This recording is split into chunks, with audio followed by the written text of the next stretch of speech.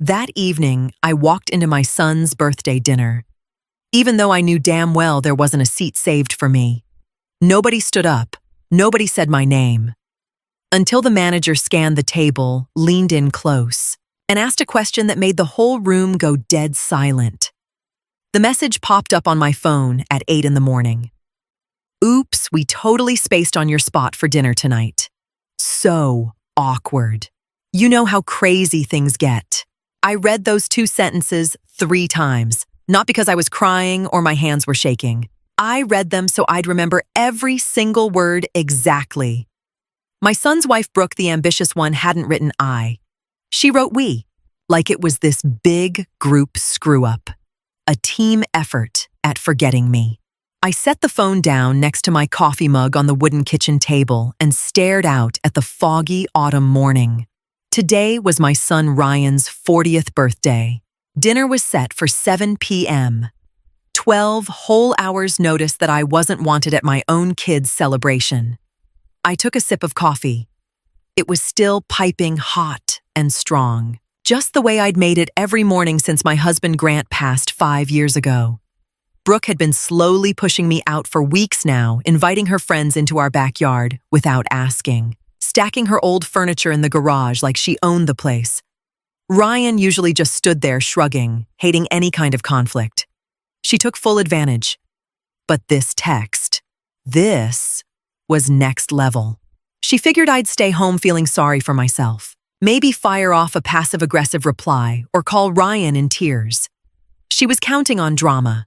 I calmly opened the chat, typed 2 words, "No worries," and hit send. Then I stood up. I had zero intention of staying home. The dinner was at the Vault, this beautiful old-school basement restaurant right in the heart of downtown.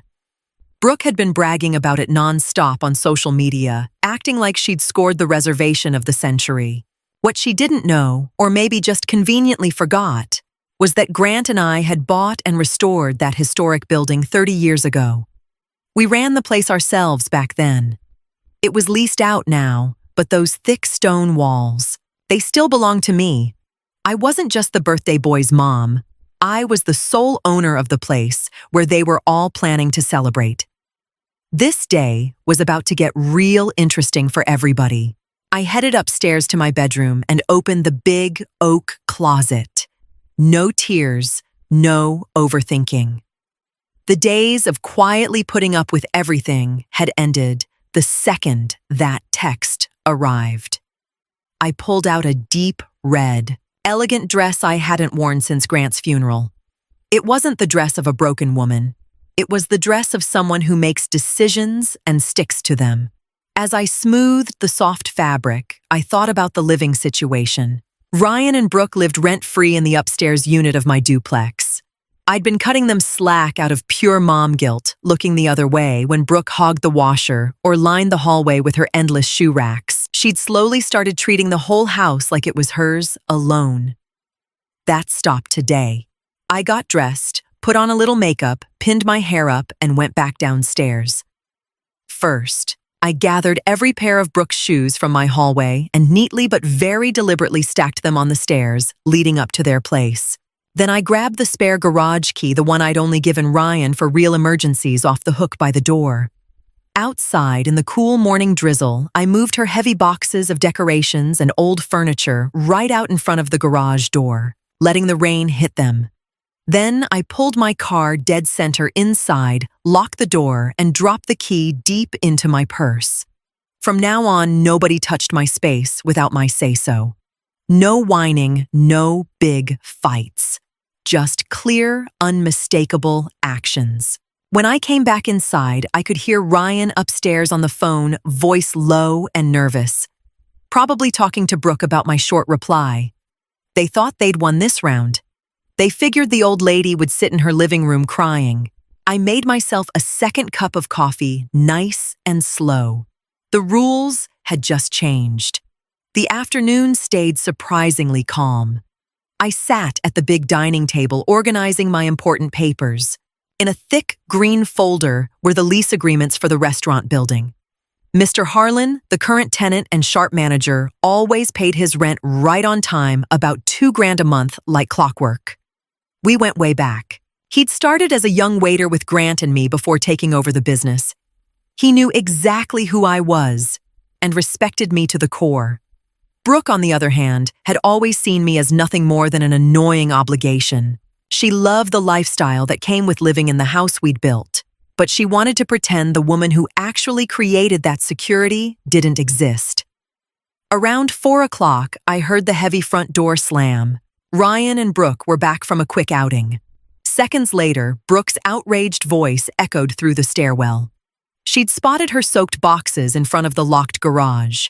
Heavy footsteps pounded down the stairs. A sharp knock hit my door. I took my time. Deep breath smoothed my red dress and opened it slowly. Brooke stood there, face flushed with anger, while Ryan hovered awkwardly behind her. "Why are my boxes sitting in the rain? And why is the garage suddenly locked?" she snapped. I looked her straight in the eyes, voice quiet, but steel solid. "Because it's my garage, Brooke. I need the space for my car.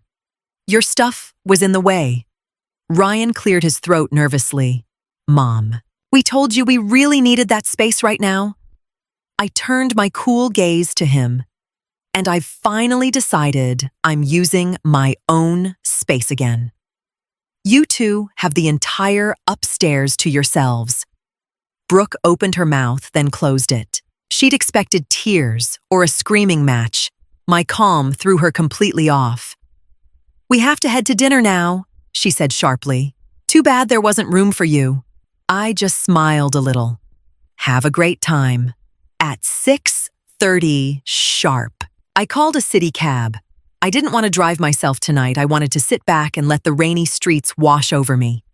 As I climbed in, I saw Ryan and Brooke speed off in their car. They'd dressed up extra nice. Brooke was wearing some flashy, expensive dress she'd probably bought with the money they saved by not paying rent. I leaned back in the cab, totally relaxed. The streetlights shimmered beautifully on the wet pavement. The city slid by, familiar, but somehow brand new tonight. I thought about all the years I'd stepped back, making myself smaller. Every time Brooke made a rude comment about my furniture. Every time Ryan looked away to keep the peace. I'd wrongly believed that if I just gave them enough space, they'd eventually show real respect. That was a huge mistake. Respect isn't handed out for free. You have to set rock-solid boundaries and mean it. The cab turned into the historic downtown district. The old cobblestone streets glowed under the shop windows. We pulled up near the big square where the vault sat, its warm, golden light spilling out like an invitation. Through the big, clear front windows, you could see the whole dining room perfectly, a smart design choice Grant and I had made during the renovation.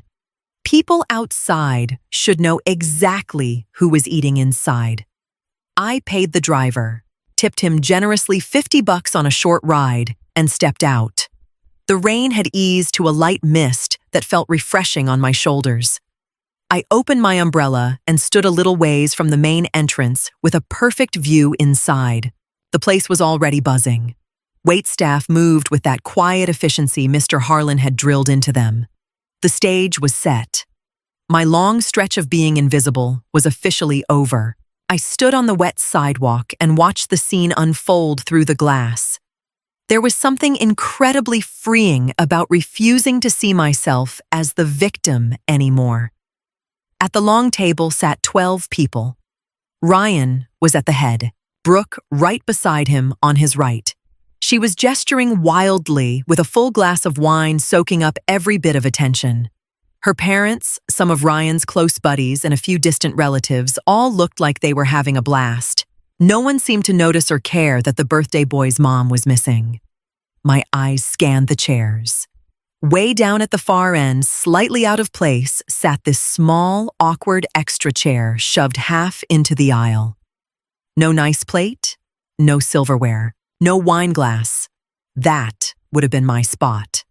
A half-hearted, reluctant afterthought. Exactly the kind of edge-of-the-table position Brooke wanted me in for the rest of her life.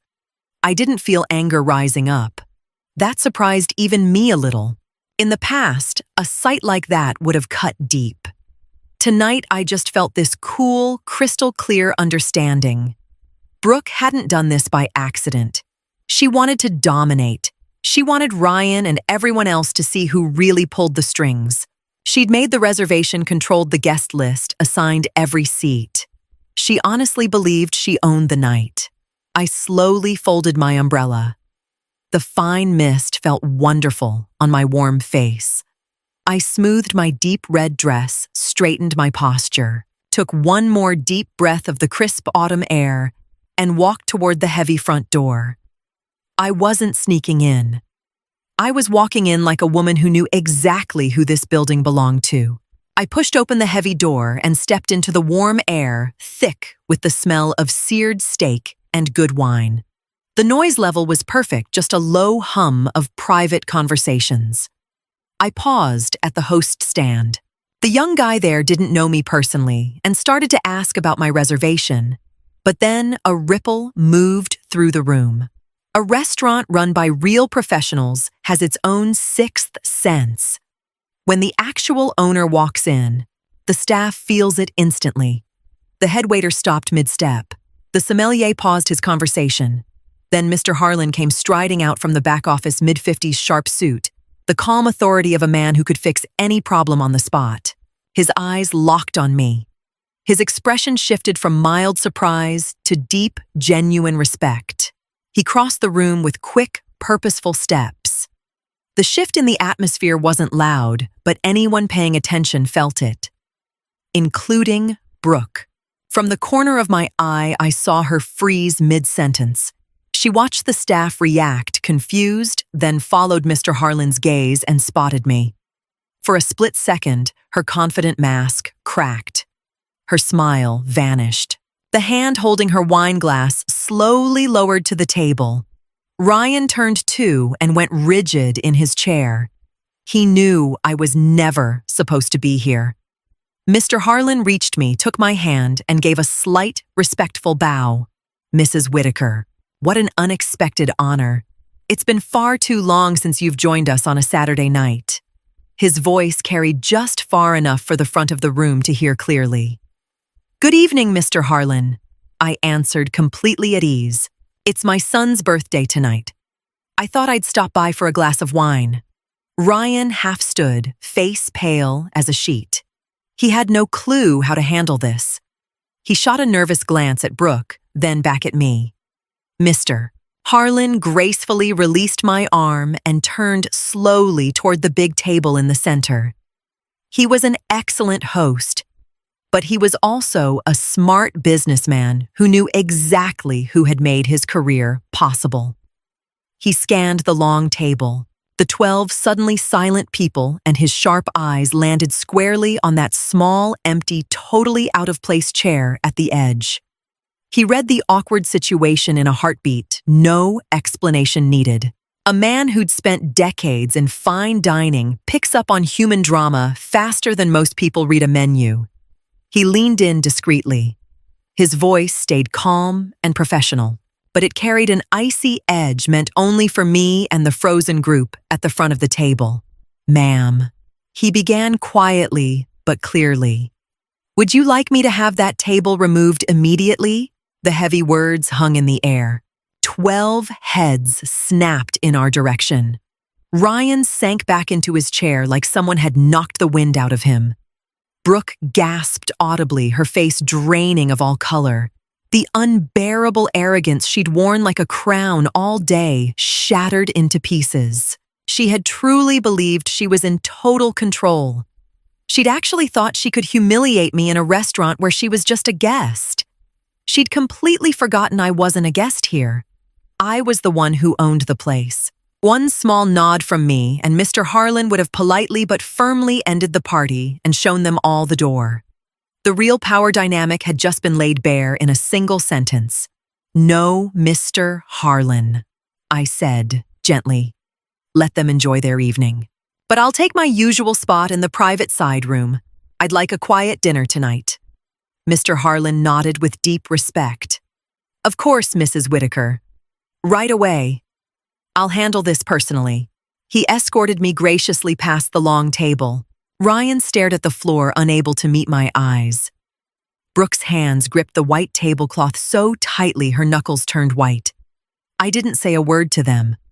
I just gave Brooke's parents a polite nod and followed Mr. Harlan into the elegant little private room at the back. It was wonderfully quiet, the lighting soft and warm. An attentive waiter lit a candle on the table while Mr. Harlan handed me the leather wine list. That lovely 2018 Burgundy your husband always loved, he asked softly. Yes, please. And a light fish dish, I replied. When the heavy door closed, I sat there in perfect peace. I felt incredibly light. Out in the main room, the mood had to be completely wrecked. Brooke's big production had collapsed. She'd have to sit through the rest of the night next to a rattled husband knowing the entire staff was watching. She also now understood that her little power plays at home were laughable compared to the real control I had over my life and my property. The wine arrived promptly. It tasted excellent. I pulled out my phone and checked my accounts. Everything was solid. My money, my house, my life. I didn't need anyone's permission to sit at a table. I owned the damn building. While I savored my beautiful meal, I thought clearly about the future. The era of constant dumb compromises at home was over. Tomorrow I'd lay it out plain for Ryan and Brooke. They could keep living upstairs, but strictly on my terms. No more blocking the washer, no more boxes in my garage.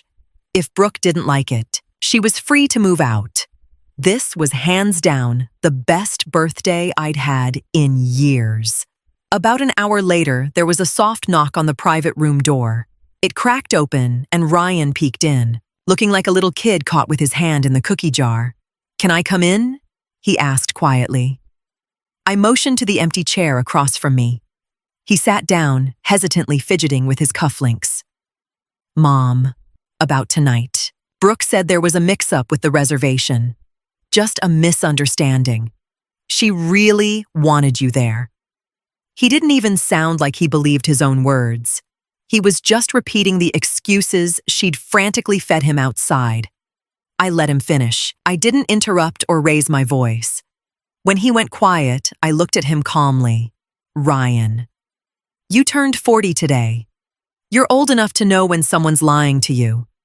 Brooke didn't reserve a spot for me because she didn't want me here. And you looked the other way, like always."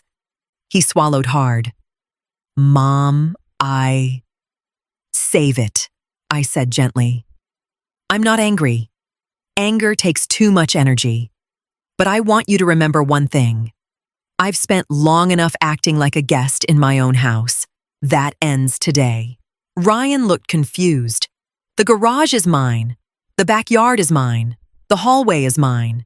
You don't pay rent. That's my gift to you.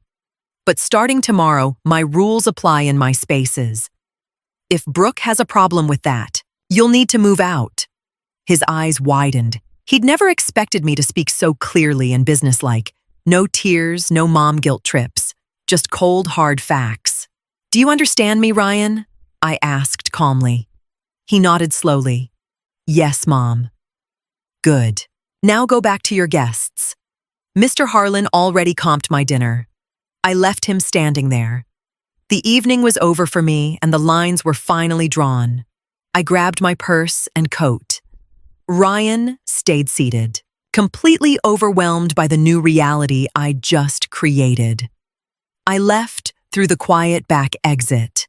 The rain had stopped completely and the cool night air smelled like wet leaves. I caught another cab and headed home. When I unlocked the front door, a deep, peaceful quiet greeted me. No one blocking the way. My garage was safely locked. My car sat exactly where it belonged. I slipped off my shoes and hung my coat carefully. It's strange how much strength you lose when you're always trying to shrink yourself to fit other people's expectations. For years, I'd minimized my own life to keep the household peace. I thought that was what a good mom was supposed to do. But putting up with disrespect doesn't create peace. It just invites more disrespect. Brooke had tried to erase me from my son's life. Instead, she'd done me a favor and finally woken me up. Around midnight, I heard their car pull into the driveway. The front door opened quietly. No happy laughter, no loud footsteps on the stairs. They whispered briefly before disappearing upstairs. I sat in my living room, reading a book and sipping hot tea. Brooke would be very quiet in the coming weeks. She now knew her comfortable life depended entirely on my goodwill. I wasn't going to throw them out on the street, that wasn't my style. But she would never again leave a box in my path. She would never again try to humiliate me in front of others. And if she did, she now understood the clear consequences. No endless arguments, no empty threats. Just quick, precise action. I closed my book and turned off the small lamp. The house was mine again. And the best part, I didn't have to ask anyone to give me space. I simply took it back. Tomorrow morning, I'd sit in my own garden and enjoy a perfect cup of coffee, completely undisturbed. My life was finally mine again, ordered by my own clear rules. That quiet certainty helped me sleep deeply and soundly through the night. You don't have to fight for a place in someone else's life. If it truly belongs to you, sooner or later, everyone will see it.